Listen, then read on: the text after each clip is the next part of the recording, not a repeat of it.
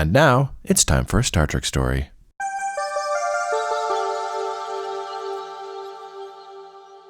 You know, Mark, we watch Star Trek on this podcast.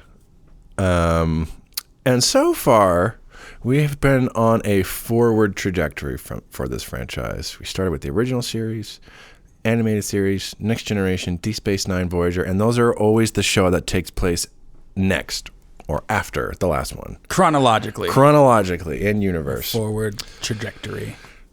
And now we're actually, for the first time in the franchise, going backwards. Non-chronologically? Non-chronologically. This, of course, begs the question, Mark. What makes a good prequel? And it's not Don't Say Attack of the Clones. I was going to actually say Samuel L. Jackson, probably.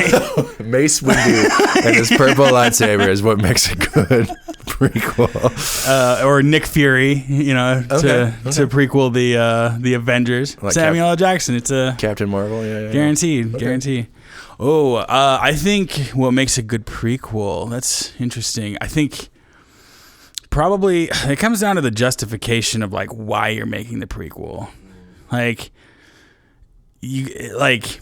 Is the story itself, is it worth telling?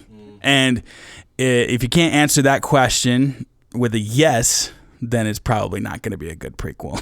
So, or some people might, I don't know. I could be wrong about that, but that makes sense to me. Like it has to justify itself beyond just like, we got to keep the franchise going, so I guess we'll do a prequel, or capitalize on some like pre-existing character or nostalgia or something. It's like, no, this, even if you didn't know the other stuff, this would still be a story like worth telling. Okay. All right. Story justification. Yeah, this will be fun because, as much as we've been talking about Star Wars, we're now going to see Star Trek's attempt at it on today's episode of Star Trek Stories. Yeah! yeah. Stadiums of people. All the football stadiums of people cheering for the prequel that is about to come. We love Star Trek too! This is episode 85, Broken Bow. Broken Bow. I am your precursing host, Sharon Hatch, and I'm joined here by my anteceding co-host, Mark Nielsen. I only caught about 3 of those words, but I like it. Yes, welcome to the show, everyone. This is the beginning of our look at the Waning Enterprise. This is going to be a 6-episode look into the end of Star Trek's Golden Age. We're going to be looking at their efforts to revitalize the franchise. It was kind of waning at this point, and we're going to specifically be taking a look at their efforts to revitalize it both on the small and the big screen. Buckle up, everyone. It's going to be a long road. Yes, to celebrate the kickoff of this chunk of episodes, we've got a couple of guest hosts on with us today.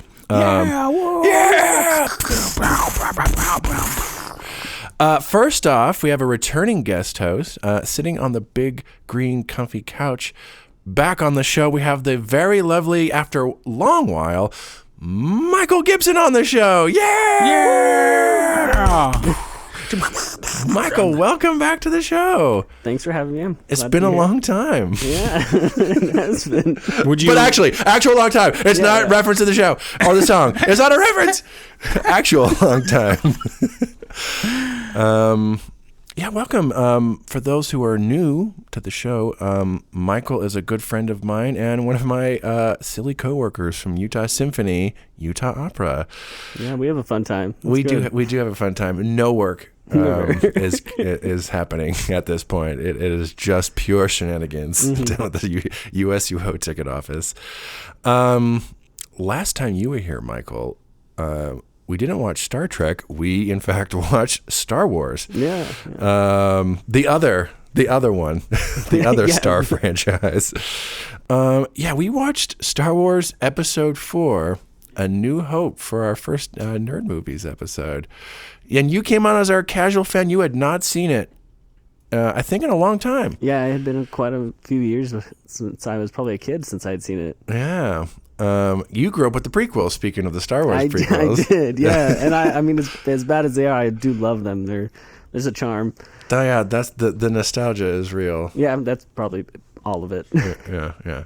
You're a casual Star Wars fan, as we've talked about. And I always like to ask people, and I don't really know if we talked about this really too much when you were on, but I always like to ask people, like, what's your nerddom? What type of nerd you are? So if Star Wars is casual, I'm like, what is your jam? I know we talk about video games a lot at work, but like, what's your nerddom? What kind of nerd are you, Michael? The problem is I have a hard time choosing just one. That's There's fine. So many good ones, but Lord of the Rings is probably my favorite. It's just, yeah, it's my favorite of all the fandoms. I love most of them. I don't think I'm an expert in any one of them. You don't have to be an expert. It's just like, what do you nerd out over? Yeah. Oh, well, Lord of the Rings. I love it. Okay. It kind of chooses what I like for everything. Is it like Lord of the Rings? Oh, nice. I'll love it. Oh, great. Yeah. Fantastic. What about Lord of the Rings? Like, what speaks to you about Lord of the Rings? Well, I grew up with it, and I think a lot of it has to do with the setting. I love the medieval fantasy aspect of it. I think mainly, though, it's just a big core memory of my childhood. But this one stuck with me more because I'd seen Star Wars as a kid, even though it was I think I seen the prequels first, and then I saw the originals. Yeah. But for Lord of the Rings, I latched onto it, and it stuck with me forever. I can rewatch them all the time. I think I watched it for Christmas last year. Yeah, best Christmas movie ever. They can make good. I've said the ideal time to watch those movies. You watch the first one in October, you watch the second one in November, and you watch the third one in December. Just kind of through that whole holiday season. They're perfect for that whole season. Yeah, I watched them all in a day. That's insane. I know, it was That's usually my go-to. A lot of time. I'm like, I'm watching the extended version. I'm taking all day. For Star Trek, Michael, if I recall correctly, you are a very, very casual fan, and basically like the Chris Pine, J.J. Abrams movies is kind of that's your jam. Yeah, but you really like those, if I recall. Yes. Oh yeah, I love them. I think they're a lot of fun. Even though I don't have any knowledge really of like original. You don't need to for those. That's the whole point. Right. But then everything else basically is just kind of like the big morass of Star Trek stuff beyond that. Yeah. Like for this show specifically, I don't even know if I've really seen a whole episode. My dad watched it a bunch when I was younger, and so the theme song has haunted me forever. But now I look on it a little bit fondly because of that. So I'm excited to actually sit down and watch it. So it'll be pretty cool. I am excited to hear. I mean, we have been joking about the theme at work for a long time, and but I'm excited to actually hear your thoughts on the stupid show that it's attached to. After all the years of us having a joking time about it.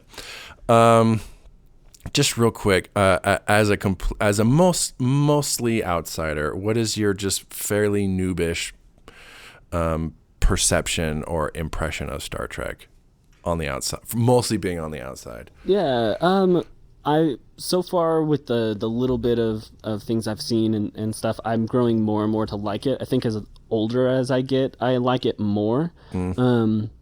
Because I think younger me was more of a Star Wars fan, but the older I get, the more I realize just how much more thought was put into the Star Trek universe. So I mean, I've had not had a lot of exposure to it, but overall, I'm growing to like it more and more. But yeah, it's pretty good. It's more smartly made, if that makes sense. Well, and one of the big things that we yeah. like talk about pretty frequently on this podcast is like Star Trek specifically is very optimistic in its look of the future. And a lot of sci-fi, I feel like, is not optimistic at all. And so, and I feel like as you get older, because it was the same for me. When I was younger, I was like, eh. But as I got older, I was like, oh, Star Trek is actually really awesome. And for the exact reasons like what you were saying, like more thought got put into it, and it's like a representation of what humanity could be if we got to our very best. And yeah, I think that's pretty cool. Yeah, it's definitely like that's what kind of keeps me coming back. It's like it's so refreshing. Even after all these years, watching it 1,000 times, I'm like, there's just nothing else kind of like it. So it kind of still has its own little niche that it fills, which is great. Yeah, I'm really curious as to hear what you're going to say about Michael. I'm very happy that you are here. Also on the big green comfy couch, we have a new friend joining us. To my left, we have the very lovely Amanda Hodges also with us as well. Hello, Amanda. Everyone gets fireworks. Amanda, welcome to the show. I'm glad we finally got you on. Yeah, thanks for inviting me. Of course. Amanda, you are Michael's girlfriend and partner. Yeah, I always love getting the couples on the show. Adorbs. And Amanda, we've met a few times. I still don't know a lot about you. So I'm very curious to hear, because I am really in the dark with this. What is though I have gotten a preview from some of our conversation from earlier, I'm curious, what is your jam, Amanda? Your kind of like nerddom or nerddoms, the things that speak to you. I come from a long line of nerds.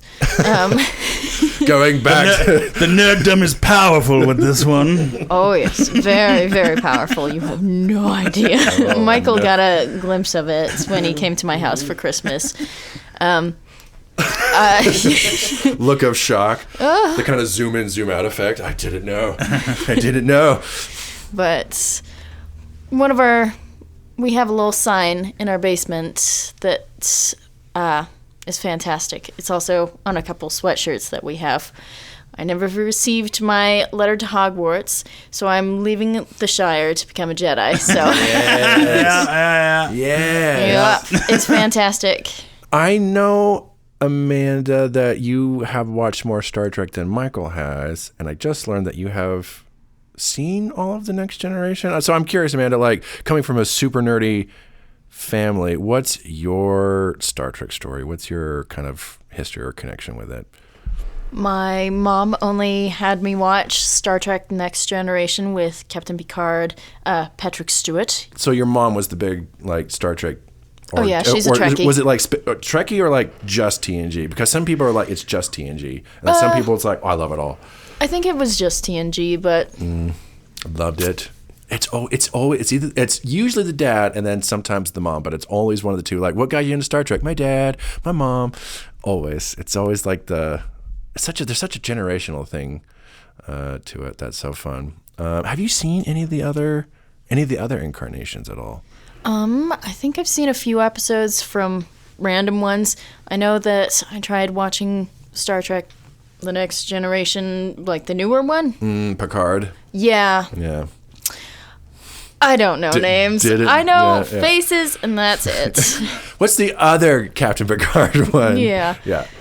And we couldn't really get into it. My mom was more of the Next Generation hardcore. Mm-hmm. Only that. Yeah, you are not the only people who responded that way, I can assure you. All right, so mostly Next Gen. So this will be fun. This will be somewhat new territory for you, but you got definitely some more familiarity with Star Trek. Oh yeah, 100%. I'm so excited. I'm curious, like, so you've seen all of Next Gen. For you, I'm curious, what kind of appeal does it have for you? What do you like about either Star Trek or Next Generation specifically? If we're talking characters, I think they casted them very well. Oh yeah. I love Data. Oh yeah. I looked up to him as a child. I tried to be like him. We all love Data. And that makes perfect sense to me though, because like Data's whole pursuit of like, I want to be human, but in reality he was just his curiosity and his willingness to grow and change.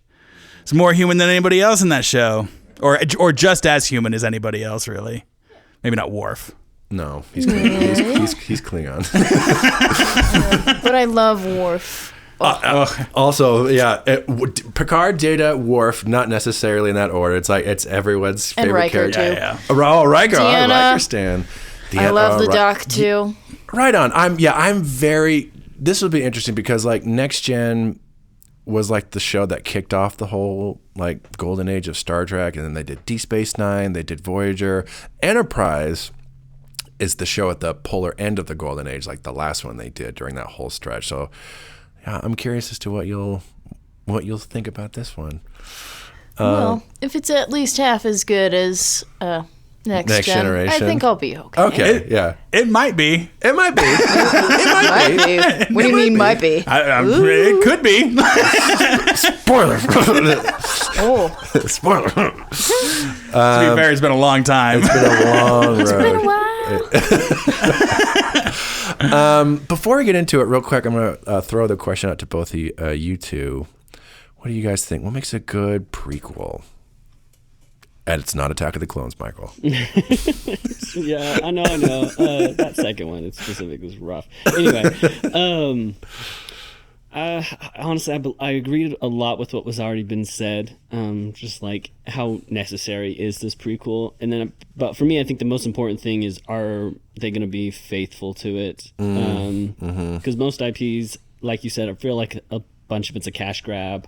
Yeah. Like, oh, we haven't made something like this in a while. We haven't made a Star Wars in a while. Let's throw another one out there. But I mean, Rings of Power. yeah, no. I haven't seen they got that new Rohirrim movie. I haven't seen that I haven't either. heard great things. I don't know. I mean, I haven't seen it, but I don't know. so it just depends if they're gonna be faithful to it, because. Like you were saying, for Lord of the Rings, if they went back far enough or whatever, they could have some, or to other people, they could have some separate stories. Things like that could be good, but The whole history is just needs to so be- rich. Yeah. it just needs to be faithful to it. Like they need to actually care about the characters and Yeah. That makes sense. Like, if it's just this other thing, you're like, well, what's this? What's this? it's just a generic fantasy, but we slapped Lord of the Rings on it, or generic sci-fi, and we Right. slapped Star Trek or Star Wars on there. Now give us money. money. What do you think, Amanda? What makes a good prequel in your view? I like having it be the same art style as the original movies. If you try and change a lot of things, it's not that great. Like with the Star Wars franchise, the original ones, not a lot of CGI. Loved it, but for the prequels, Good green screen. yeah, a lot of that. Definitely It a shift in just aesthetic. feels so much better when everything's Tactile and real and Yeah. cohesive. yeah, not a big graphics change and not a huge leap from the story. Okay. All good answers. Yeah, This will be interesting because now we're gonna look at Star Trek doing. This is the first time it did anything like this, so this will be fun. Well, we can see if Enterprise makes a good prequel. Because yes, we are watching Broken Bow today on Star Trek Stories. This premiered September 26th, 2001. Yeah, so this is the feature-length series premiere for Star Trek Enterprise, an appropriate starting point for our little chunk. And as we talked about in our little teaser episode last week, Mark, so yeah, we're at the tail end of Star Trek's golden age. That was started by Next Generation, continued by Deep Space Nine and Voyager. At this point, though, like the ratings and the popularity were definitely like kind of on the decline from like the highs of the mid-90s. And the powers that be knew they had to shake things up, so they decided to reinvigorate the franchise with doing a prequel that was going to show you everything that came before. So, like, Next Generation was 100 years after the original series. This one was going to be 100 years before the original series. And the hope would be that this would be kind of like a shot in the arm for longtime fans, as well as a jumping on point for new fans. So I feel I'm excited for our little panel because I think Mark and you will be like the hardcore fans, and you two will kind of be like, then they definitely want to get a new, younger audience coming on with this one. So I feel like we'll have a good mix of perspectives and see if they did what they needed to do with this. And also generally we'll be looking at if this makes a good prequel to Star Trek. All right, everyone at home who's going to watch along with us, Star Trek Enterprise is streaming on Paramount Plus. You can find it by bringing up Season 1, Episode 1, and we will be back after we watch Broken Bow.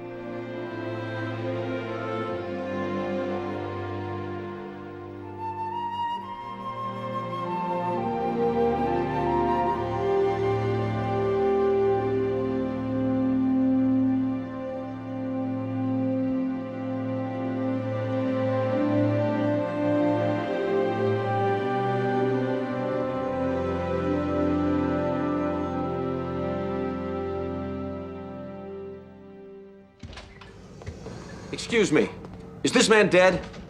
His autonomic system was disrupted by the blast, but his redundant neural functions are Is he still... going to die? Not necessarily.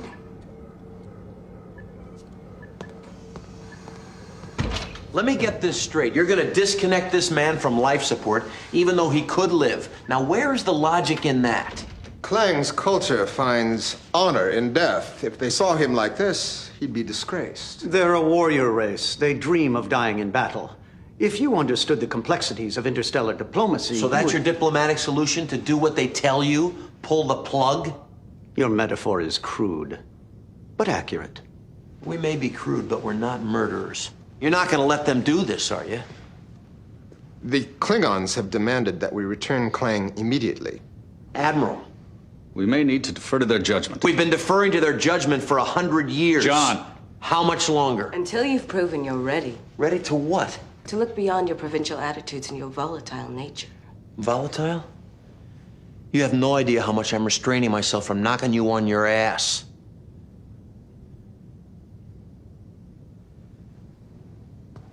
These Klingons, they're anxious to get their man back. Fine. I can have my ship ready to go in 3 days. We'll take him back home. Alive.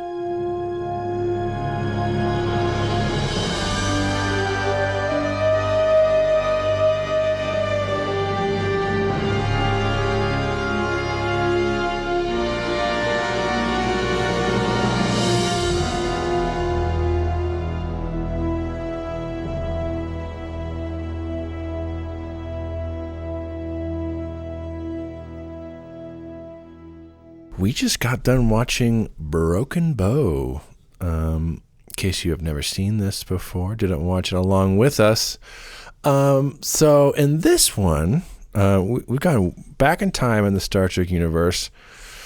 We are right at the precipice of humans launching their first deep space warp ship, the Enterprise, NX-01. However, a Klingon crash lands in a cornfield in Broken Bow, Oklahoma, and is being chased by a couple of unknown aliens that we later learn are the Suliban. The Klingon is able to dispatch these aliens. However, a the farmer of the cornfield, like all good farmers. What you doing here on my property? Space shotgun. Let me just hit the little energy plasma coordinator thing right there at the bottom to make it. How do I get to Kronos back the way you came? Not in this town. This farmer shoots the Klingon, and this has created somewhat of an incident. The Klingons want this guy back. Humans at this point are friends, in quotation marks, allies with the Vulcans, but the Vulcans are basically like parents to the humans at this point, just making sure they're staying in check and staying in line. And they're like, the Klingons want us to deal with this. Don't even worry about it. We're introduced to Captain Jonathan Archer, who's the captain of the new Enterprise. He's like, no, we're going to take him. I don't care what any of you have to say. And so they have an early launch in order to get this Klingon back home. We get introduced to all the crew members as a compromise in order to get the Vulcan star charts to know where Kronos even is. The Vulcans assign a Vulcan liaison / science officer to Paul aboard the ship to kind of supervise. And there's definitely a lot of tension between her and everyone, but certainly her and the captain, as Captain Archer does not like. We learn that his dad is the one that built the Warp 5 engine, but the Vulcans kept holding back crucial information, so he in his lifetime his dad never got a chance to see the warp engine, and so he kind of holds Vulcans responsible for his dad never getting to see the warp drive that he dreamed of. So he definitely has a beef with T'Pol and the Vulcans. So they also bring aboard Dr. Phlox. He is a Denobulan. He's part of the interspecies medical exchange, just because it's like, hey, none of our human doctors have ever seen a Klingon before, so they bring him along with. There's a few... And all of his medical pets. Yeah, he's got a whole menagerie of space creatures for his medical treatment. Which is like, it's just so goofy because it's like this is the precursor to Starfleet medicine, which is basically just putting leeches on people. Literally, the osmotic eel, this starfish thing on his wound. It's incredible. Just de-blood him. We get to see all the other crew members. We get Trip, who's the chief engineer from the South. Texas. He's got opinions on everything. He's from Florida. He's from Florida? He's from Florida. That becomes a big thing in season 3 when the Xindi attack, because they spoilers. Because they attack Florida, which is where his sister is. That's he's not from Texas. Quite an accent for a Floridian man. Floridian. He's from the Panhandle. I'm like from like the basically as panhandly as you can get. About as panhandle as it gets. We also get Lieutenant Reed, the British security officer, the very by-the-book security officer. We get Hoshi. She is like the kind of linguistic genius, but who is not really like... She's a genius, but she's very nervous and anxious about the whole idea about traveling into space. And we get Travis Mayweather, the pilot, the space boomer, who they kind of establish has grown up on cargo ships. And so he's the closest thing they have to like a veteran, the young kid who's driving the ship. Yeah, he reminds me exactly of like Galaxy Quest, like young Laredo, yeah, from Galaxy Quest. Yeah, just like on the show. Pedal to the metal, Commander. And so they go out there like, we can do it, and then they instantly get boarded and lose the Klingon. Instantly. Yeah. And T'Pol's like, I told you should all go back home. And Captain Archer's like, no, we're gonna go get him. They're able to find where the Klingon was before he crashed on Earth. Rigel 12 or 11? Rigel 10. Rigel 10. kind of this frozen little outpost, and they kind of have to. A lot of them get their first experience of like, oh my god, there's aliens and stuff. Wow. And they're able to figure out what's going on because they figure out that the Suliban have been staging attacks within the Klingon Empire to destabilize it. And we get little hints that they're taking, or little bits that they're taking orders from the distant future. And that there's this whole, like, there's a temporal Cold War that's going on. And so it's like they're getting orders from the future to destabilize the Klingon Empire in this time. It's which Captain Archer is baffled by. What? Aren't we only at warp 5 engine? But we also learned that this, like, a lot of the Suliban aren't like, they want to be more than they are, so they've made a deal with people in the future to like evolve themselves. So like the Suliban we see, they can climb on walls, they can turn invisible, like see in the dark. They can like go Mr. Fantastic and like slip through crazy things, and they're creepy. They're definitely creepy. They're like the people who sold out. They've literally sold out their future. It's one of them can tell that if you're lying from a kiss or something. That was weird. Yeah, this is also the sexy one. There's the hot one is like, let me kiss you and I'll know if you're telling the truth. It's like, okay. I mean, if that's how it works, I guess. I mean, she didn't even ask. She just went in for it. She just went in. Whoa, lady. Whoa. So yeah, they figure out that he is trying to the Klingon Klang was trying to transport information back to his people about this. So they're like, okay, we know what's going on. So they're able to figure out where the Suliban have taken him, which is in this kind of gas giant planet, and all these.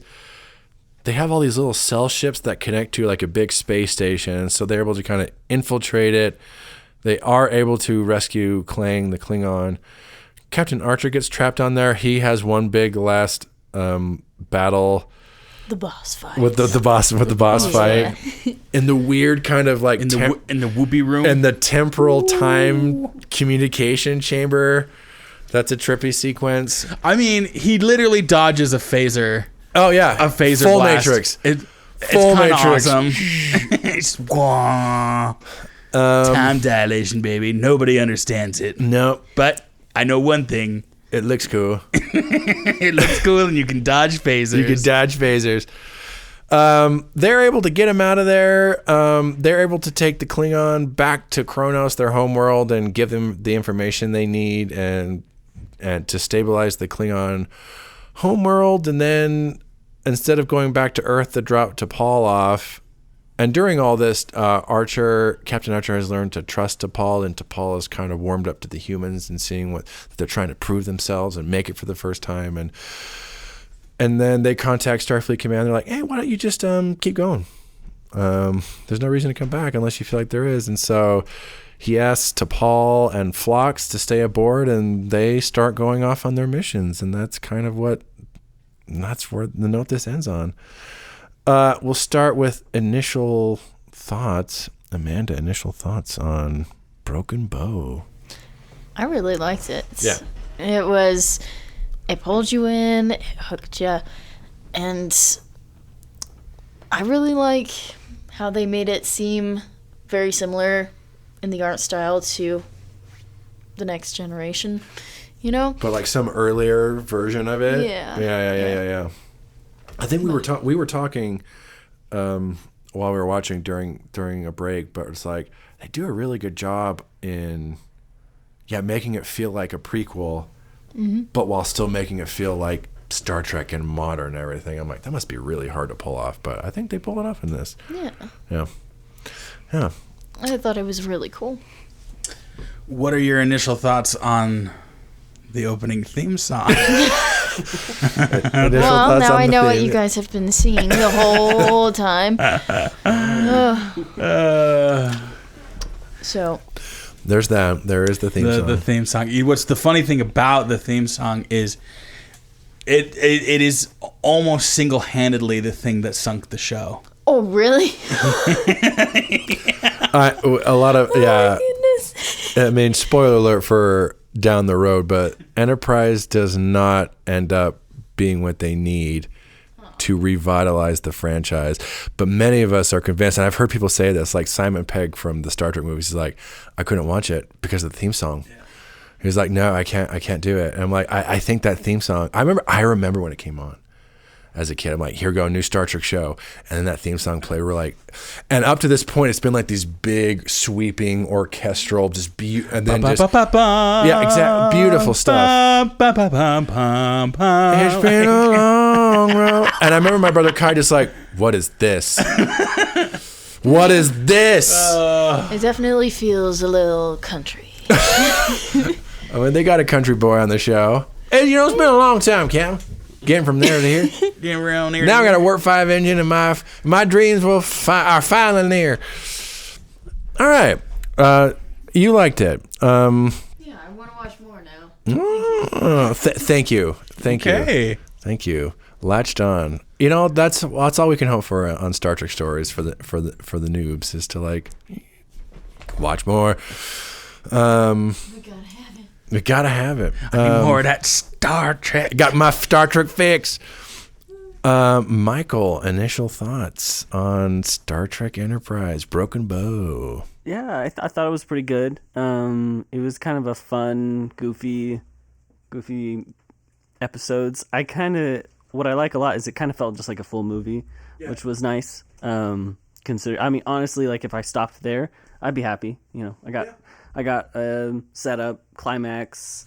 Besides a little few bit details, of romance. Yeah, a little bit of weird romance. Blue gel romance. And like legit character growth, you know, like T'Pol especially, I feel like has almost like a full character arc, like throughout that she totally entire. Does.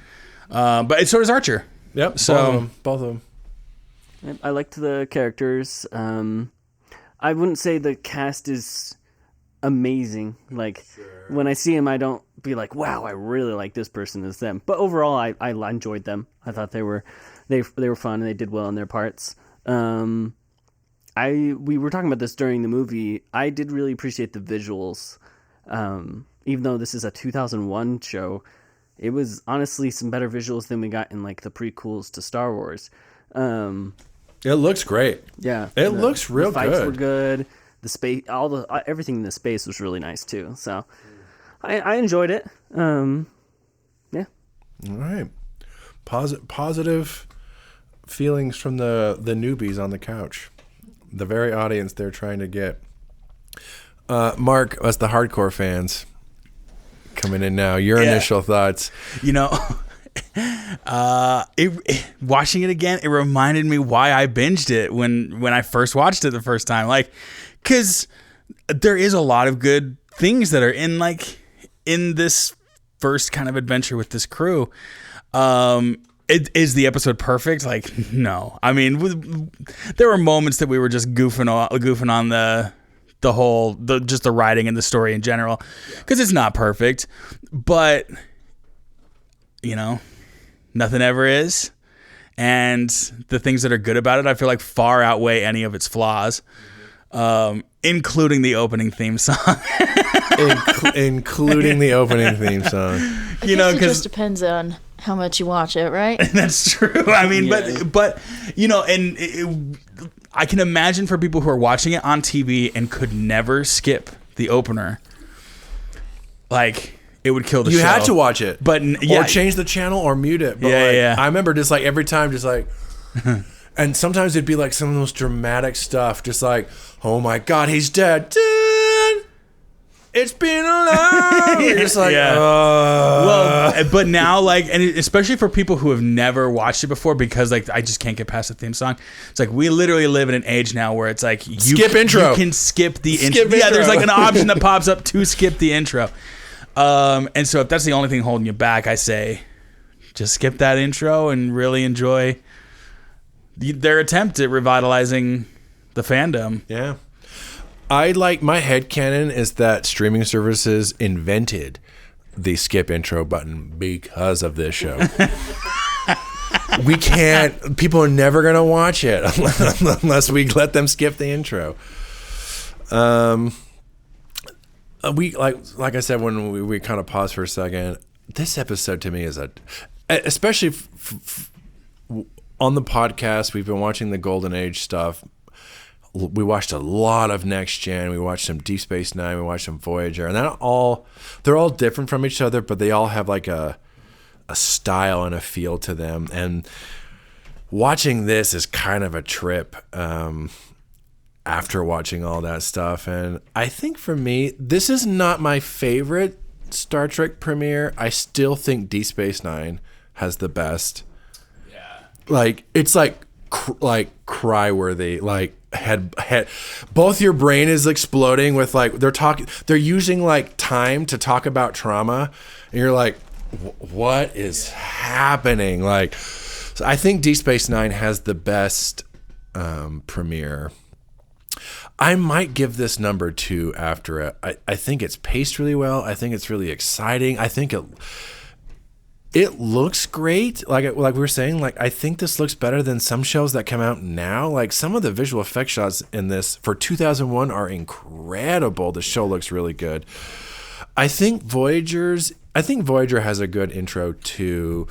I think Voyager does better with introducing all the characters. Voyager's really good with introducing all the characters. I think this is a little more focused on like Captain Archer and like T'Pol as far as the characters go. Yeah, Captain Archer, T'Pol, and Trip a bit. But like nobody else really gets too much more love beyond maybe Phlox a little bit, but like in kind of like a B story sort of way. It's like this guy's What about the dog? Yeah, I mean the dog definitely does not give Porthos. enough time to the dog. This is the first Star Trek show with a dog as part of the main cast. Porthos, Porthos for the win. I actually named my plant in my bathroom Porthos. What plant? Porthos the Pothos. After Porthos. Not from Three Musketeers, but from Star Trek Enterprise. Oh, that's funny. But I think this is really good. Like, it's really exciting. It looks great. Like, it holds up. I think it holds up really well, even compared to like. I think this holds up better than the Voyager premiere, even though that's a good one too. And when you say like, Amanda, it's like I would watch more. I'm like, there's part of me. It's like having watched this show, and to be honest, I do have. This is not my favorite Star Trek show, and I do have some problems with this show, generally speaking. But having watched it all together, I'm like, oh, there's this part of me that's like, the next one. Yeah. I mean, that's what I'm saying. Like, it just like, I watching that again, I understood why, like, that first time I watched it when you were bringing me the DVDs, and I was like, is in my room on my laptop watching. Just binging it all day. I remember exactly why. It's good. Yeah. In terms of like a first episode out of trying to re-energize things, I'm like, I think this is great. I would call this a win or a success. Of course, it always depends on what comes after this to keep the show going long term. But I think as a first episode, I'm like, I think this does a really good job. So kudos to everyone involved. You can tell there's a lot of excitement behind the camera getting this show off the ground. Yeah. All right. All positive. So in the in-universe Star Trek timeline, this is episode 1. If you're looking at it like as this in-universe Star Trek chronology, this would be the first episode you would watch. What's our feeling on this as a hypothetical? This is the first Star Trek story, like as an episode 1. What works or doesn't work about it? What do you guys all think? Star Trek episode 1, The Phantom Menace. It's got a lot to live up to. Yeah, which makes it a little difficult. I'm a little bit torn on if I'd want this to be the very first Star Trek that you watch. Yeah. Still watch Next Gen first. Yeah. I think if you take away the Star Trek aspect of it, it's kind of a generic space sci-fi. But it's still fun. Right. No, I agree. But I'm like thinking from. If I hadn't seen, like I've played a little bit of the Star Trek MMO, I've watched the newer movies, so I have an idea of a lot of things in here, and like certain races and things like that, which made it a little more enjoyable. Yeah. I think like if we ignored everything else, and this happened to be the first, like if they decided to start here. First Star Trek actual episode ever. Right. It wouldn't, I don't know if it would have been the universe it is, today. You gotta have more context for the characters, for the different species. I don't know. That's just how I felt with it. I mean, I just don't think it would be as big, but I still think it would have been. I think it would have been fun. Sure, like a fun romp, kind of a thing. It is it's an interesting kind of. It's with something coming to like our prequel thing. It's always so hard to like. I know some people who are like, whatever franchise it is, Star Wars, Marvel, Star Trek. I always want to. There are fans I've talked with them where it's like, whatever it is, I don't want to watch it in production order. I want to watch it in chronology with the in-universe show. And I'm like, would this be what you start? Like, and I'm like, if someone said like, well, I like this, can I start here? I'm like, you definitely can start here. But I've always been torn. I'm like, and my feeling is always like, look, there's a Star Trek out there for everyone. If this is where you want to start, then that's where you should start. But I don't know if I would recommend it. But Mark, I mean, in a lot of ways, this was the first Star Trek show I think you watched from start to finish. Yeah, it was. But as far as like my exposure to Star Trek, it was like my restart, because I'd gone from watching Voyager and then never having seen anything Star Trek for years past that, straight into the Enterprise. Yeah. So, I did have context going in like prior. But it would have been fairly distant context. Yeah, it was. And this was really this was definitely the jumping off point into my actual fandom into Star Trek. Everything else came after this, which is interesting. So for me, it did work. Yeah, so oddly enough. I'm curious. Like, I don't know what do you think? What latched you on? I think just this idea of. I think I liked that there was this like sense of danger about what they were doing. Because you look at Kirk, you look at Picard. Certainly Picard's Enterprise. They're in ships that are very comfy. So powerful. Wearing space jammies. There's families and kids aboard. Oh, really though, and even Picard. I mean, there is obviously danger in those shows for sure. But it's like, the thing, I feel like watching the original series, watching Next Generation, you never feel like the ship is going to blow up at any moment. And you do feel that way with the Enterprise. Like, even Hoshi kind of like introduces that anxiety to you as the viewer of her like being very uncomfortable with them traveling at warp 4.4. Like, she can like feel the tremors through like the polarized hole and stuff, and like, which they had to save Captain Archer with the transporter beam, which they said that he wouldn't even put his dog on. That, so very nervous. Really, like, they had been told like, yeah, this is safe to do with humans, but literally not a single person was willing to give it a shot. And then like they were like, well, the only way to get Archer back is to beam him off. There's like, oh no. His face when they beam him up, he's just like, yeah, he does look kind of pissed. He almost just died, but he's almost more pissed. It's like, you beamed me? No, you beamed me. When I noticed what they were gonna do, I was like, oh no, they're gonna beam him up. They're gonna beam him up. Oh no, he's gonna be angry. I think they said. There's a lot of really good visual effects work, but I think Scott Bakula asked them, because this episode actually won an Emmy 2002 for best visual effects. Really? I mean, it doesn't surprise me. No, it looks incredible. And like Scott Bakula like called them all and congratulated him on the Emmy, but he was like, "What was the hardest visual effects shot?" And they're like, "This might sound crazy, but like actually the shot of you running and beaming you off. It's like usually everyone's just kind of standing still, and when you just kind of, but trying to get the shot of you running toward the camera and beaming out, they're like, that was. It doesn't look like it on the show, but like trying to actually do that behind the scenes, they were like, show wise, it takes like 2 seconds. Yeah, 2 seconds, but they were like, that was the hardest one. That was by far the hardest one. This is an episode one would be, I couldn't say no, because also our good friend and podcast friend Jake Barnes, who's been on many times, Enterprise also was, because Jake had never watched any Star Trek. I introduced him to it. We watched like, here's a little bit of the original, here's some Next Gen, here's Deep Space, here's Voyager, here's some Enterprise. You're a good friend. Oh, yeah. Jaron just out here just handing out Star Trek to everybody who passes by. Just, hello there. Have you heard the good word? Our good mutual friend Aaron calls me the Popo Gijo of Star Trek. Popo Gijo.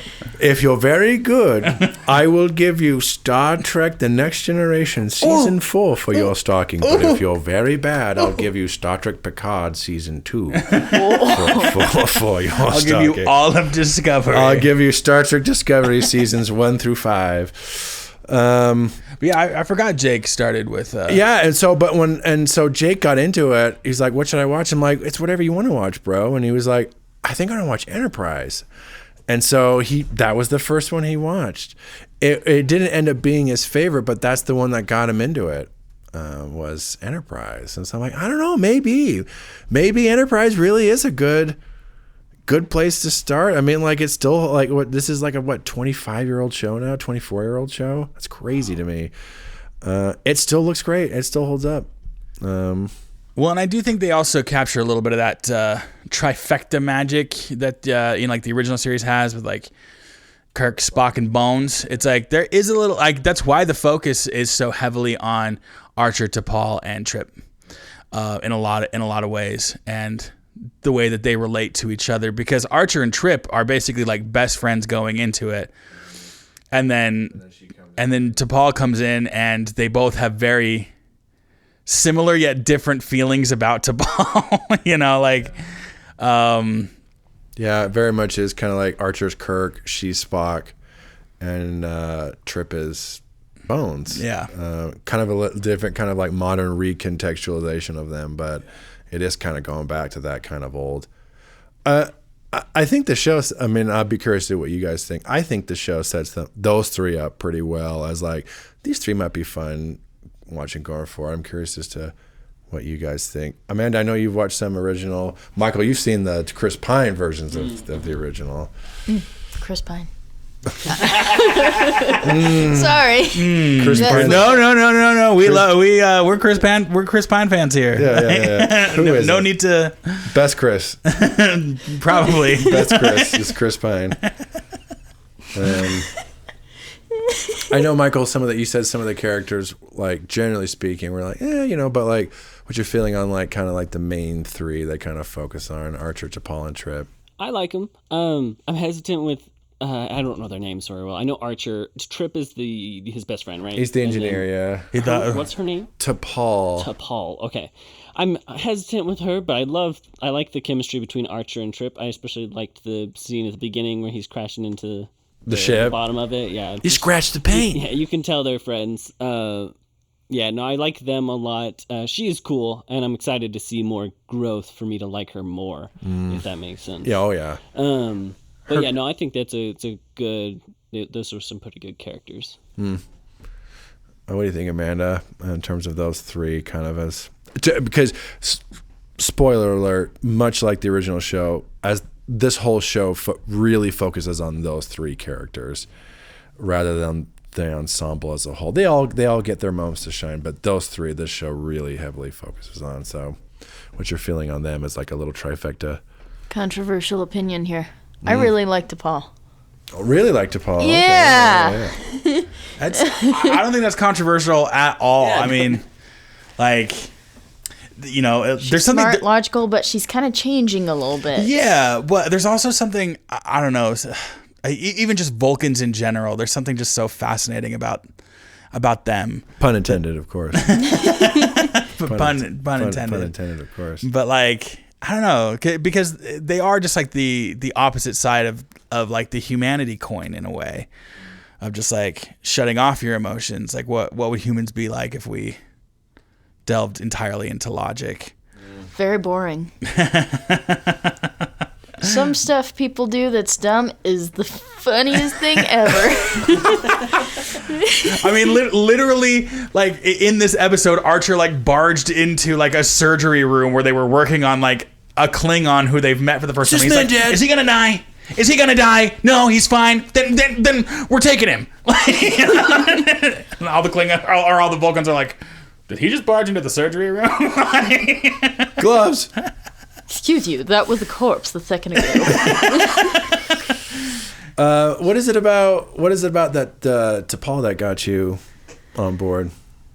I don't know. I think it's more the intrigue and magnetism that she has. I agree. I think she plays it really well. Like, I think it'd be so easy to, with a Vulcan character, just be completely stoic. But I think she's really good about like playing some of her frustration and trying to keep like a handle on her frustration. And then as you see her start to warm up, She lets that go a tiny bit. She does let it go a tiny bit, but she's still trying to be her, like, the situation must be analyzed logically. I think she plays it really well. Yeah. Maybe that's what I like about her so much. She's cool-headed, but she's also willing to have a little bit of wiggle room in her plan. Like the change. Yeah. Yeah, which also, again, like you said, Mark, it does play really well against Archer, because he's just like, no. Archer's all emotion. He's like I want. He literally, one of the first things he says to T'Pol is, "I really want to punch you in the face right now. I want to knock you on your ass." That's like the first thing he says to her. Volatile. I'm gonna punch you even though you're a lady. I mean, even in the flashback when he's a kid, like he just shows off how like he doesn't like the Vulcans. No. Yeah. Commander Pointy. You mean ears. Commander Pointy? Yeah. He's bigger than his ship. He hates them. This is probably the most, in terms of what we watched on the podcast so far, he's probably the most emotional. Getting into him a bit, anytime we get a new Star Trek show, the first thing is always like, who's the captain going to be? Who's like the lead? We've had a few leads up to this point. What's your guys' feeling on Scott Bakula as Captain Jonathan Archer? Does he make for a fun, compelling lead captain? What do you guys think? I found myself more drawn to Paul and Trip. A little bit more. I think he's good, but I'm happy that they're making it, like the whole romance and stuff was happening between them and not between him and her. I feel like he's just a little bit too volatile. A little bit too much of a firecracker. He's a maverick for sure. Like yeah. Like but also kind of like bratty. Like, if I'm being honest, like my dad made this engine and I'm going to command it. But he is also like the dude maverick, so it is kind of an interesting. But he's got that kind of bratty golden boy energy about him too. So Maverick and Iceman. He's Maverick Man, Ice Maverick. He is a bit of a brat. A little bit, kind of like, buddy, relax, maybe a little bit. That's fine. You can, But I also feel like Scott Bakula is incredibly watchable as an actor, as a performer. Oh yeah, like Captain Handsome Likeable Guy. Like, he definitely plays that. I feel like in terms of, and some of you haven't seen all like the leads up to this point, but we've had Captain Kirk, we've had Captain Picard, we've also had Sisko and Janeway. I feel like in a lot of ways he's kind of they all come across stronger to me than he does in this, but I also feel like that's kind of appropriate because he's like guy one. So he just kind of feels like, I feel like there's a lot of kind of, I don't want to say necessarily overcompensating, but like, I feel like he's putting on a brave face, but this is a guy who has no idea, like really what, you know, I mean, he's doing, when he loses the Klingon, T'Polla's like, are you going to tell Starfleet? And he's like, no. And it's like, you're going to help me find him. What are you doing? Of course you should tell Starfleet. Tell Starfleet. He's like, no, we're going to find him ourselves. Yeah. It's like, dude, you should probably call your bosses and be like, so. Remember when you said not to screw this up? I screwed it up. Instantly. We're still 20 minutes from home, so we can be back real quick. I'm sorry, I screwed it up. True, they did barely leave. Yeah, like it happened so fast. He is an interesting one, and I mean, we're not going to get too much into like the later stuff, but generally speaking, he's an interesting one, like compared to some of the others. He's definitely Mr. Nah. I honestly, like, Lower Decks put it the best. They called him a big Starfleet nerd. He's a big Starfleet nerd. It's like, Starfleet's the best, and humans are the best. You can't tell me otherwise.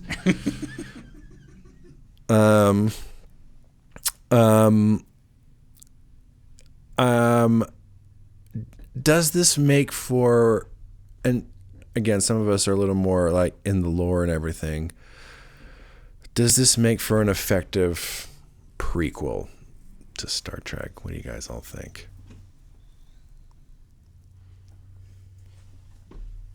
I think so.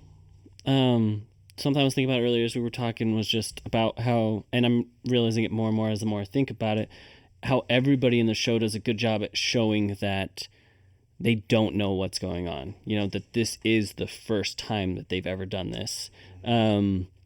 And that's really shown with everybody. I mean, you have the scene where Trip and the little boy, just yells at a random mom. Yeah, Don't try to suffocate your kid. He's just being like the biggest Karen. Just like he's just out there being like, "Hey, control your kid." You're like, I'm trying to adapt my child's lungs to breathe oxygen. Oh. Yeah, that's... Well, how was I supposed to know that? Humans go out into space and become space Karens. But yeah, I mean, it's their first time with everything. New species, new... They don't have anybody from the past to be like, oh, this captain was good, maybe I should be more like him, or things like that. They have nobody to really... They are it. Right. Yeah.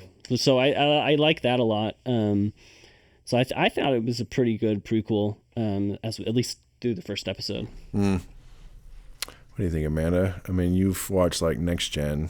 Does this make for a good like prequel? Like, where does all this start?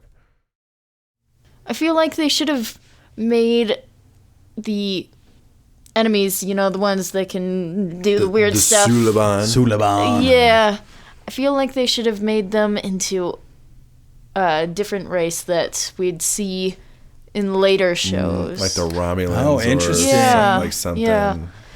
Because I don't remember seeing them in anything I've this watched. is the first time you see them in the franchise. Yeah, which is, I think, kind of what's throwing me a bit. Yeah, and especially with something as big as like, oh, they literally drained the power of our first adventure out. Yeah. Like, you know, into space and broke on our ship and everyone's like, the who? The who? What species is that again? It's like, oh, nobody knows. Like, this is the first time we're hearing about them. Unless they somehow eradicate it and then the government's like, hush, hush. But I feel like it should be something that we'll recognize in a...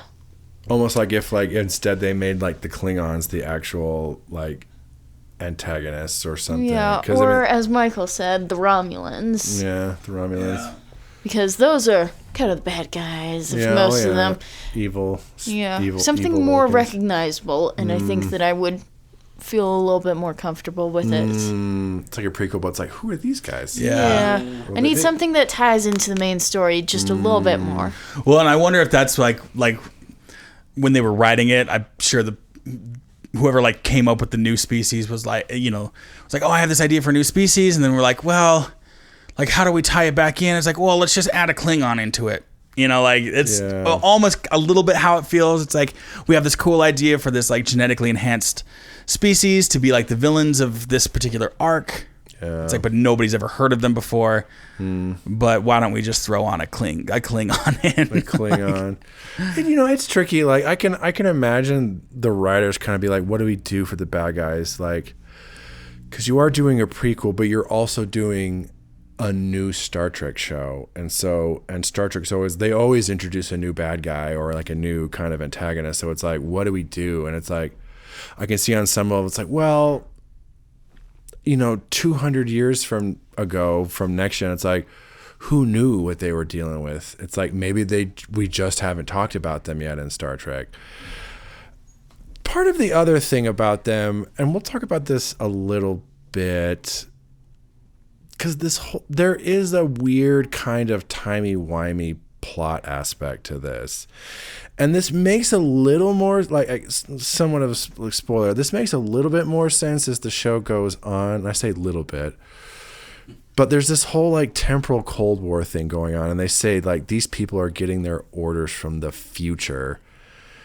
There's some kind of implication that on some level, this should not be happening right now.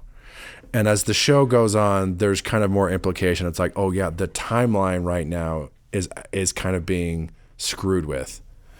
Oh yeah, and so this is not exactly how their first mission is supposed to go. I was actually thinking a lot about that while we were talking about it. That they said that they're about the same as what humans would have been, but because of whatever this person's doing with time and changing them up, now they are here. So maybe that's what I was thinking, like, that's why they could be significant, is because of that is essentially the implication for these guys, is that, again, this is not exactly supposed to be happening right now, but because there's, like, future shenanigans happening, and it does become a plot line that keeps going through the show. It's like the timeline is being screwed with, and particularly the idea, like, this is the first human crew, and so they're kind of a pivotal moment in history, which is why there's kind of like shenanigans happening around them, because there's all this conflict happening in a future time thing, and people are trying to screw with the timeline. So, which is kind of a but I'm like, is that, like you said, it's like, is that what you do for the prequel?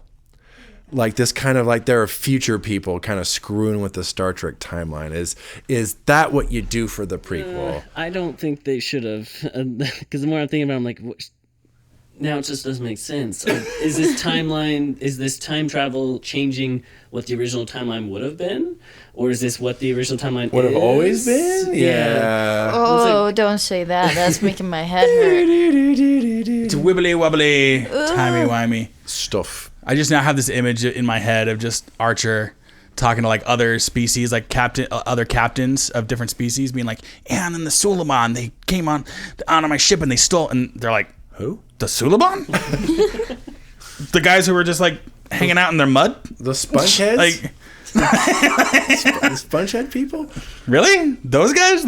They broke onto your ship? Well, they were genetically enhanced. I think you're telling tall tales, Captain Archer. Where'd they get that? Where'd they get it? They look. I mean, the makeup looks really cool. Oh yeah, for sure. Like it's a cool makeup. I'm sure that was a long time.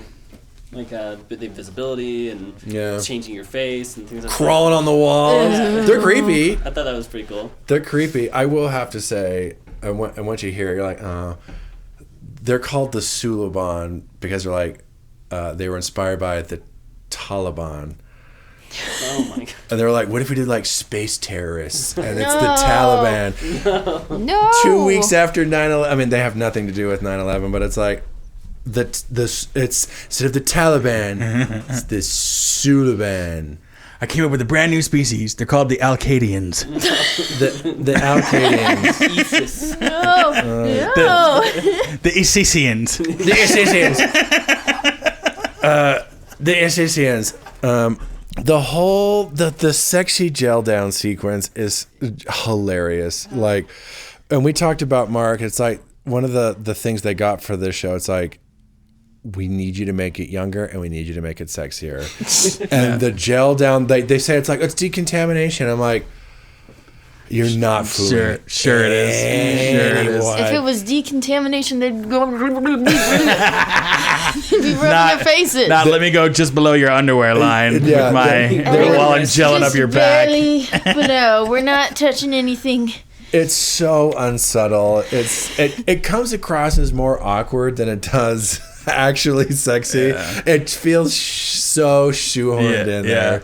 Well, we talked about last week, like that whole, like, it's got to be Star Trek, but there's got to be more underwear. There's a lot more, like 198% more underwear. Like, I mean, I feel like they did pretty well with the 60s show. Captain Kirk always had a new lady. That is true. Well, that's the thing. Star Trek has not shied away from the sexiness in the past, especially the 60s show. Yeah, I mean, even in and some of the early next gen stuff. Even in next, they go to like they go to the very open planet, sexy yoga planet. Yeah, where they're all like the one where they're wearing white, running around. Yeah, they run everywhere. Everyone's like super fit, and they're like, "Hey, you want to hang out?" And all the Starfleet dudes are like, I mean, are we allowed to? Is that okay? I don't know if I finished that whole episode. My mom had us start watching it, and she was like, "Oh no, turn that off." I mean, you've been spared. It's not one of the best. It's not. I loved it. It gets so crazy. Like, it goes off the rails because they're gonna kill Wesley. What? I might have to watch it. Yeah, they're gonna kill Wesley because he broke some. He fell into some plants. Like the sacred voodoo plant that keeps everyone young and sexy. And then it turns into a whole. They're like our magical yoga plants or whatever. I don't like who knows why they're special. Yeah, they say it's like right? there's no crime on our planet because we have one punishment for every crime. law, and it's like death. Every law is death, so no one commits any crimes. And then they have randomly assigned by the day punishment zones where if you commit a crime in a randomly assigned area, you will die. And Wesley's just playing like catch with some buds, and he accidentally falls into some plants, and then these guys jog up.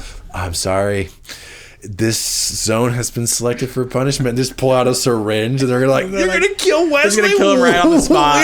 Run the spot. I'm like, it's wild. It's pretty Picard wild. has to show him, and he's like, "I know we have to understand the Prime Directive, and we have to honor your culture, but you're talking about murdering an avatar of mine." He literally gives a speech to God to save the day because they have like a god being in orbit. Yeah. What? Let me tell you, there can be no justice as long as justice is absolute. Yeah. He literally Picard speeches to God. Yeah. To save. It's a wild episode. It's a wild episode. Did it's not one of the best. Say what? Did he answer?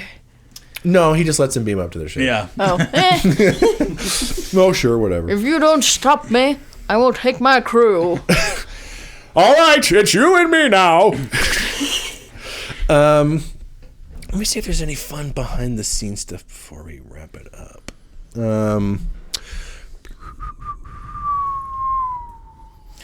Fun behind the scenes. I don't know if we've mentioned, but Scott Bakula did star in Quantum Leap. Yeah, he did. Before doing this. That's what got him the role. He was always basically the first choice for this. They're like, it's yours. We want you to do it. Really? Yeah. That's kind of awesome. Yeah, and he read through it. He's talked about this, and there's a documentary he does with William Shatner where William Shatner kind of talks to all the Star Trek captains. And he's like, why did you do it? He's like, first they gave it to me. He's like, I don't want to do it. Like, there's so many Star Treks. I don't want to be just the next captain. But then they're like, you're going to be the first. He was like, I'm on. and so I can always be the first. That's what got him on the roll. But it was always ridiculous that I'm slightly jealous. You're gonna be the first Star Trek captain, and he will always hold that now. He gets to be the first.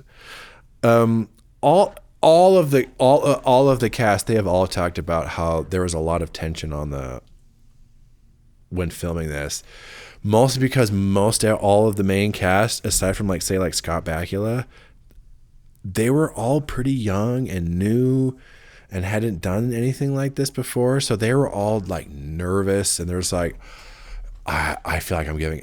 They all talk about, I thought I was giving a bad performance and everyone else was giving a great performance and I'm screwing it up. And everyone said, like, filming this episode, everyone said it was incredible. Like, the crew, everyone, the writers, like, this was an incredibly stressful shoot. But it all turned out well, and they have all said, like, oh, it all worked. It was great. I don't know if like some of that comes across, maybe a little bit, but if anything, it makes them, it's appropriate because I'm like, they're the first crew. So like, it feels like there is a bit of like, we have no idea what we're doing out here. So I don't know if this is kind of one of those weird things that ends up working in their favor. Kind of funny though. This was also the first Star Trek episode broadcast in widescreen.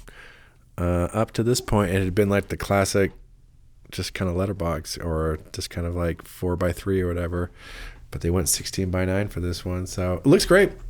Yeah, still looks great. Yes, it does. I'm even more impressed now that you say that. Yeah. All right, I think we'll get into some final thoughts. Amanda, final thoughts on Broken Bow? I like it. I'd watch it again probably. Good. I'd probably watch the rest of the show just to tame my curiosity. I would be fascinated to hear your thoughts on the that Jolene Blaylock. She gets you. She gets you. I'd be very curious if you keep watching to hear your thoughts on the show as a whole. Enterprise is a wild ride. Like it'll surprise you. It'll sometimes be like, okay, but sometimes like, oh, they're doing this. Oh wow. It's a ride. Is that an oh wow or an oh wow? It's ups and downs. It's like a roller coaster, really. Enterprise is this weird mix of we've been there, done this 1,000 times, and this is breaking new ground. Yeah, I've never done this before. And things get crazy for this crew. Yeah, season 3 especially is when things get nuts. Where it's like, oh boy. Spoiler alert. Season 3 is one giant plot where they single-handedly have to save Earth from a much bigger foe than them, and they're just like, okay. And things get crazy in that season. Yeah. Season 4 is awesome, and season 4 is. Some people say season 4 is one of the best seasons Star Trek ever did. It's a wild like Star Trek or Star Trek. Enterprise? Yeah, Star Trek. Ooh. It's. I mean, see, I liked the whole show. You can definitely tell there's a shift in quality for season 3. Like season 3 is like, okay, they're trying something like. Yeah, there's a shift. This is pretty cool. And then they get into season 4 and they start really doing, honestly, what the show should have probably been doing from the beginning, of like telling basically like prequel stories. Yeah, season 4 goes much harder on the prequel thing. Yeah, like they're like, it starts setting up all these Star Trek things for the future. So like you go back and watch like shows like Next Generation stuff. It's like there might be a prequel episode to a certain like storyline that like you can the watch. Dog. Yeah, exactly. So it's pretty cool. It's a wild ride. It is a wild ride. Enterprise is a wild time. But good impressions overall. Makes you want to watch more. We can't ask for more. The producers and studio execs at the time would be thrilled to hear this. we got a meh. We got a meh. A meh? I give it more than a meh. You were more than a meh. I'm being facetious. But we got it all right. We got a thumb up. It was pretty all right. Pretty good. Michael, final thoughts on Broken Bow? Yeah, I also did. I really enjoyed it as well. Makes me want to go play the MMO again. So I might be doing that. I think you can unlock Enterprise as a ship. Oh, cool. Yeah. But overall, I think my favorite thing was the Doctor. I loved him. I love He Phlox. was funny. He didn't have much screen time, but the screen time he did have was always good. He might be my favorite. Like, he wasn't when I first watched it, but as I've gone back and watched it over the years, I'm like, I love Phlox. He has a couple of my favorite. One of my favorite episodes is Phlox. Like, it's a Phlox episode, and it's like an early, like, proto-Prime Directive episode where they have to decide if they're going to interfere with the planet, and there is no Prime Directive yet, and Phlox has to be like, hey, just make sure we're thinking about. Yeah. Oh, yeah. I know you want to help these people, but yeah, like, really, you need to be thinking about what we're doing here. Like, we could really screw things up for them. We could screw things up for them. So I think he's great. He's one of my fantastic. My favorite episodes will always be Trip saving the ship in his underwear. What? It's like, it's like a kind of a. This may or may not be a trope. Trip is again in his underwear. So he's just constantly in his underwear. I mean, not constantly, but he definitely ends up in his underwear quite a bit. I mean, there is literally an episode where he saves the ship from the Ferengi in his underwear. He like does not have time to put on clothes. It's actually a great episode. Ridiculous. But it's literally him being like, oh, it's bad. It's really bad right now. And he's like, well, screw pants. I'm in my underwear. The fact that it's the Ferengi is so much better. Oh yeah.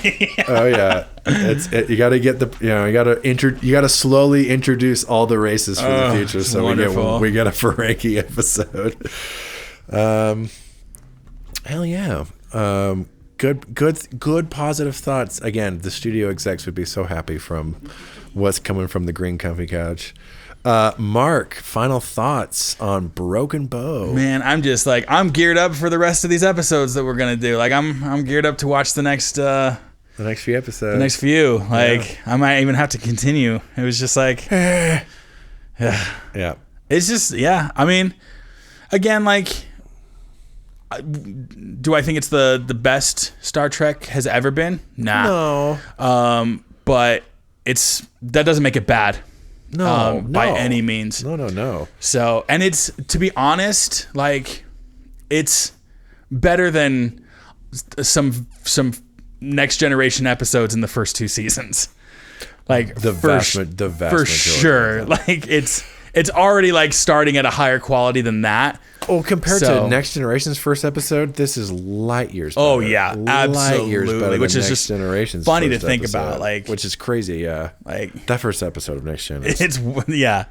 So, so I mean, I do feel like they were successful in like having a good, like, I wouldn't say like they kicked down the door that they were trying to do, but they definitely got their foot in it before it closed. Yeah. So, yeah, I'm excited to continue onward.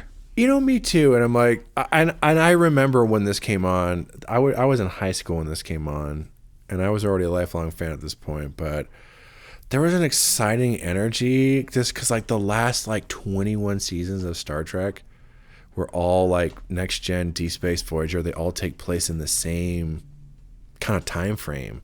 So there was like 21 seasons all set in that world, and it was awesome. But then they said, like, we're going to do like pre-Captain Kirk stuff. I'm like, what? That's nuts. Like, at the time it felt like a huge deal, like that they were going to do something very different.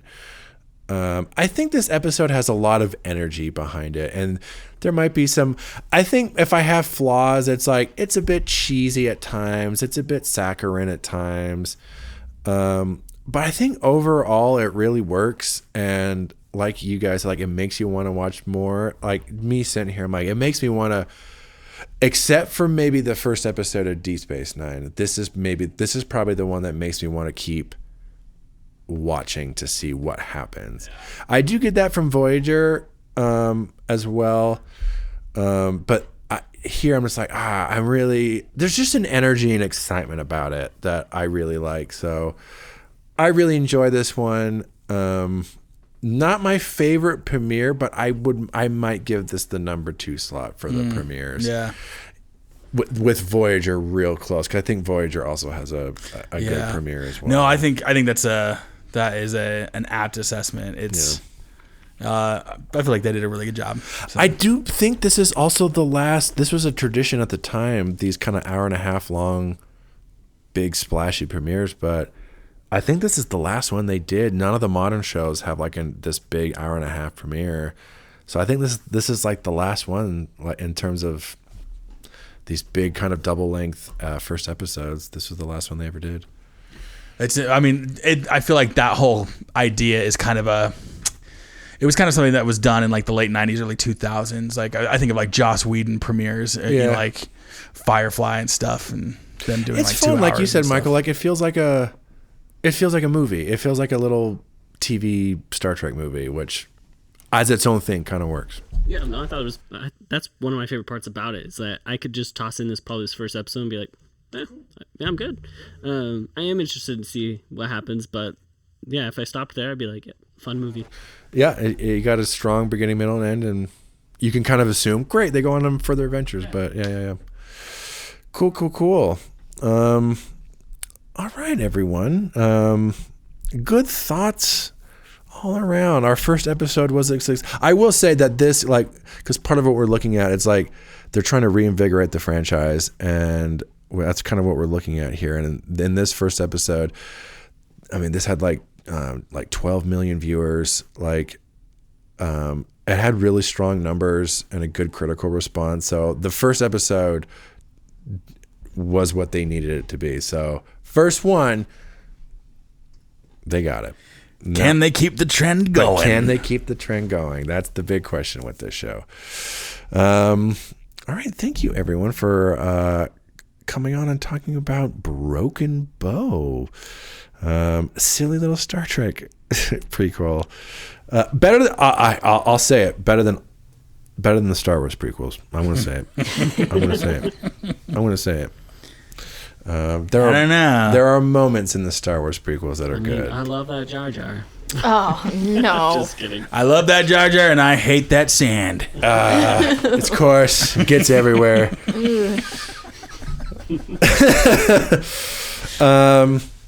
Well, thanks for coming on, guys. Amanda, thank you for coming on to our silly little podcast. Of course. Thanks for having me. It was great. I would love to have you on again. I don't know what it would be, but I would love to have you on again for something. Lord of the Rings. Lord of the Rings. Spoilers. I think it has to be done. Spoilers. Okay, Lord of the Rings. You can edit that in post, right? Again, there'll be much editing. You should just keep it in, but just bleep it out. Well, thanks for that, Amanda. Thanks for that spoiler. I feel the same way. No, I think you mentioned it. Right back at you. Did you not mention it earlier when we were recording? I'm probably going to cut it. Oh, okay. Because the listeners at home don't know that Lord of the Rings is in the future. Wait, hold on. Let's just call the temporal Cold War, bro. Oh yeah, I need you to fix this. Go back. We have a major spoiler on our podcast. Send the Suliban to come kill us. Send me back. Oh, send me back. Us or just me? Just all of us. Don't worry, all of us. Okay. We'll all be dying with you, Amanda. Cool. Don't worry. I don't want to die alone. No, you'll That's be dying why I with have friends. Michael. You'll be dying. Partnership. Yay. Everything together. It's not so much someone to live with as to die with. Ain't that the truth? Ain't that the truth? Michael, thank you. After a long last, coming back onto our silly little show. Yeah, it was fun. I'm glad I got to come back. For actual Star Trek this time. Yeah. Not that Star Wars. Star Wars, yeah. Whatever. Star Wars smut. Again, I would love to have you on. I don't know what it would be. Maybe Lord of the Rings, but... Beep. Spoiler. Beep. How many times are you gonna spoil? Maybe it's one of my. Day. A red day. And the sun rises. All right, everyone at home. Thank you so much for listening. We hope you enjoyed our coverage of Broken Bow, if not the episode itself. Next time, we are going to be watching the second episode of Enterprise. We're going to be watching Fight or Flight. This will be fun. In the last couple of chunks of episodes, we've taken a look at the second episodes of both Deep Space Nine and Voyager, and how important the second episode really is for all these shows. Like, you get the big splashy premiere, but it's the second episode that really is going to give you an idea of really what the show is going to be going forward. Just like the regular 45-minute episode. So this will be interesting. Yeah, I'm excited to see. Like, we've done this for Voyager, we've done this for Deep Space Nine. It'll be interesting now to see how Enterprise fares in its second go. Like, okay, here's what the show is going to be going forward, though. And for that one, we're going to have a returning guest on. Our good friend True Moore will be back on for that one. Exciting times. Big things are happening on the podcast. Big things, huge things, biggest things. Huge things are happening on Star Trek Stories. Oh, no. This is the greatest we've ever done. Greatest. Have I made you listen to the Kirk versus Trump episode of the podcast? No. Yeah, that's a thing. We were on a hiatus and I needed time to kill, so I did a Kirk. So I had Kirk come be the guest host for I'm like, Jaren's on hiatus, so he's basically like my Joan Rivers when she came and guest hosted for the Tonight Show when like Johnny would leave. So Captain Kirk was my guest host.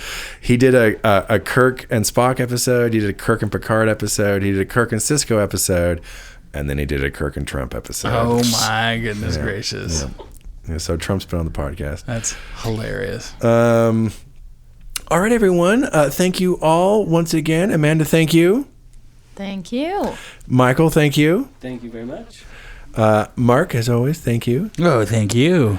And we will see you all next time. Hopefully not getting rubbed down by gel by a stranger in the decontamination chamber. We'll see you the next time Jolene Blaylock gets rubbed down. Unless it is Jolene Black, then hopefully we catch you next time. Hopefully being rubbed down by Jolene or Connor Trenier. Either one, to be honest, or both, or both. Like, why not? Or both. Decontamination. A boy can dream. Decontamination 3-way. All right, everyone. Have a good time. We'll see you next time. Bye.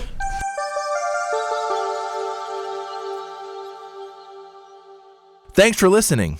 If you'd like to share us your own Star Trek story, you can email us at storiedstartrek@gmail.com, or you can visit our Discord server. You can find us by clicking on the link in the show description.